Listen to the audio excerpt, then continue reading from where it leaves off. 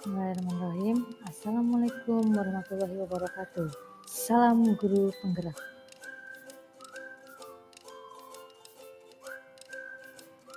Perkenalkan, nama saya Nisa Nurlaili dari SDN 1 Wotgali CGP Angkatan 8 Kabupaten Cirebon. Di sini saya akan memaparkan tugas koneksi antar materi, kesimpulan dan refleksi pemikiran Ki Hajar Dewantara.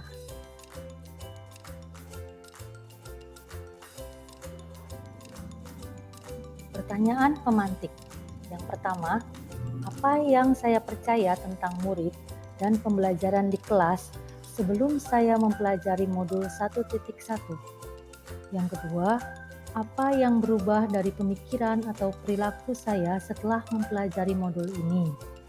Kemudian yang ketiga, apa yang dapat segera saya terapkan lebih baik agar kelas saya mencerminkan pemikiran Ki Hajar Dewantara.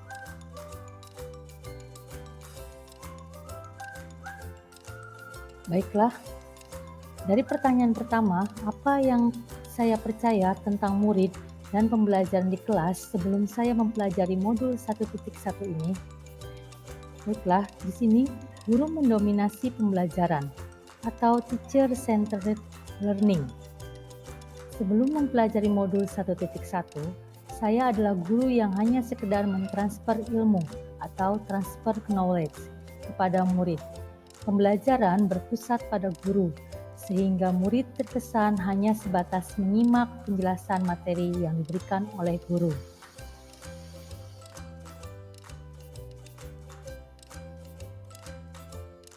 Yang kedua yaitu pembelajaran terkesan hanya fokus pada ketercapaian materi yang diajarkan dan KKM pelajaran, mengutamakan aspek kognitif anak. Selanjutnya, guru kurang memahami karakteristik murid. Aktivitas murid cenderung pasif dan motivasi serta minat belajar murid rendah. Dan yang terakhir, yang saya lakukan sebelum mempelajari modul ini yaitu murid ibarat kertas kosong atau bejana kosong yang dapat diisi oleh apapun dan menganggap sama terhadap kemampuan murid.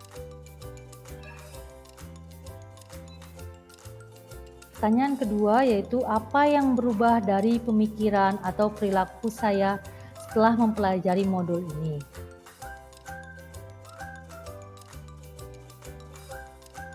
Setelah mempelajari modul 1.1, banyak perubahan pemikiran tentang murid dan pembelajaran di kelas.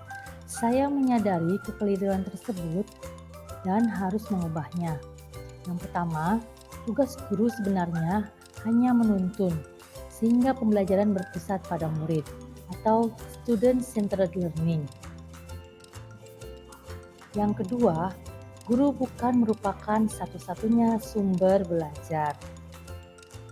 Yang ketiga, menghargai setiap karakteristik dan kebutuhan anak.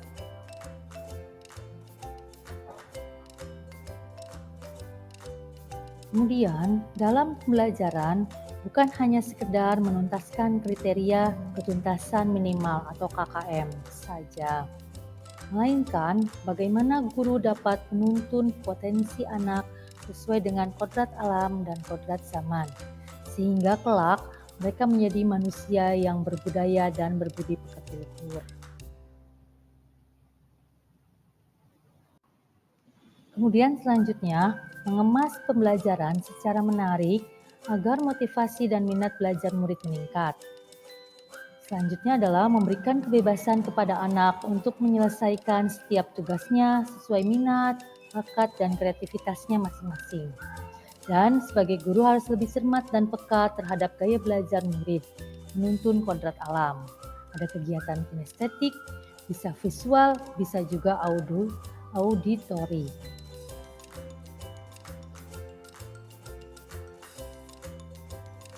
Setiap anak itu unik. Mereka terlahir memiliki karakteristik dan potensi yang berbeda. Seorang guru menuntun potensi tersebut sehingga mereka tumbuh menjadi manusia yang berbudi pekerti. Murid ibarat garis-garis samar pada kertas. Tugas guru yaitu menebalkan garis-garis samar yang positif dan menghapus garis-garis samar yang negatif.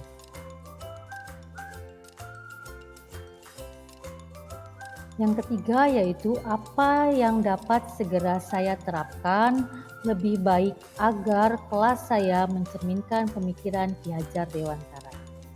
Baik, saya akan menerapkan pemikiran Ki Hajar Dewantara di kelas yang saya pegang saat ini. Langkah pertama, saya akan membuat kesepakatan bersama murid tentang proses pembelajaran di kelas. Hal ini bertujuan untuk menciptakan suasana kelas yang diinginkan murid, sehingga pembelajaran lebih menyenangkan.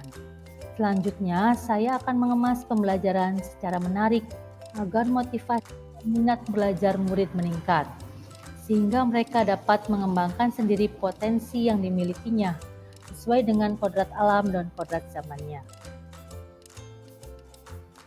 Saya juga akan melakukan pembiasaan-pembiasaan yang baik di sekolah sebagai bekal penumbuhan karakter mereka, sehingga mereka bisa menjadi manusia yang berbudi pekerti luhur.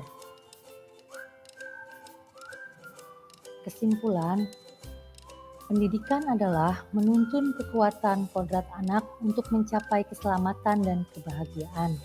Murid ibarat garis-garis samar, dan tugas guru yaitu menebalkan garis-garis samar yang positif dan menghapus garis-garis samar yang negatif, supaya mereka menjadi manusia yang seutuhnya.